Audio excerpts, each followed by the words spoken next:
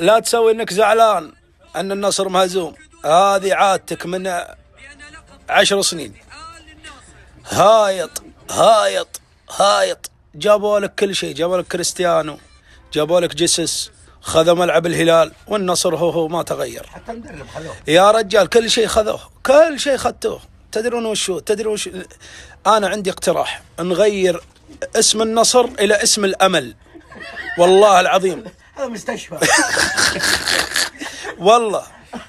اما فريقكم ذا والله ما عاد اشجعه، والله ما عاد اشجعه، ما دام في فريق اسمه نصر ما عاد مشجعه، خلاص. فريقكم ذا المفروض تغيرون اسمه، تحطون فريق الامل.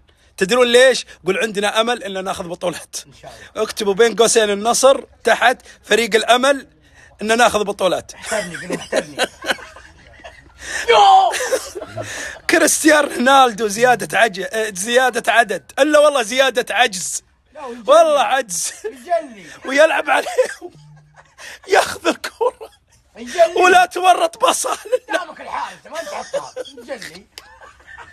والله فريق، شكرا والله. تدرون شلون؟ والله شكرا. شفت الشايب لا جاي ذا. علمني النصر شيء واحد، علمني الصبر. اصبر اني انا انسان فاشل. هجمة العذرة. والله العظيم قسم بالله ان شوف، انا جيت ابسع صدري اطالع النصر. يا رجال جيسس المتميز، اللاعب المتميز اللي جاب لك هدف يعني يروح يطلع جزء. سلامات. مطلع العمري ليه؟ والله من يوم شفت المدرب راسه رصاصي وانا دار الدعوه ضايعه. اشون الهلال صدع، ما مشكله.